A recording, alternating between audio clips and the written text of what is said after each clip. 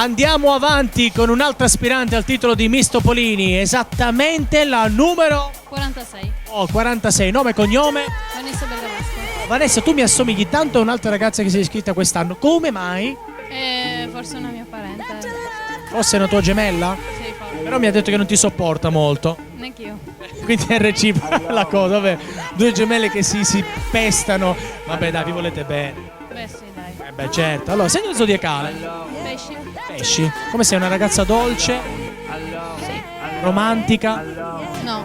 Sei più aggressiva o romantica? Aggressiva. Più aggressiva, più determinata. Allora, Miss Topolini sicuramente ti darà tante soddisfazioni. Ti posso chiedere come mai ti sei iscritta a Miss Topolini? Sai perché? Non lo so. Per stare insieme alle mie amiche. Bene, quindi magari tante altre le troverai qui, no? Un modo per trovare anche l'amicizia e magari anche l'amore. Tu sei fidanzata? Beh, vedi, perché quest'anno abbiamo la novità dei mister. Ah sì, lo so. Quindi ci saranno tutti questi muscoli, questi bronzi di Riace che gireranno nel nostro backstage. Ti posso fare una domanda? Hai un portafortuna, un colore preferito che magari ti agevolerà, ti porterà fortuna? Beh, colore preferito giallo-arancio. Giallo-arancio, che fa molto vitamina C. Sì. Ok, va benissimo.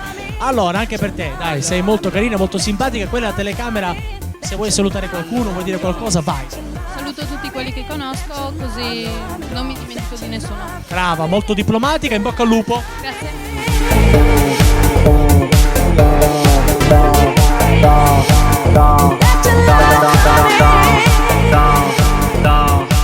Alors on danse. Et là tu dis que c'est fini, car pire que ça, ce serait la mort.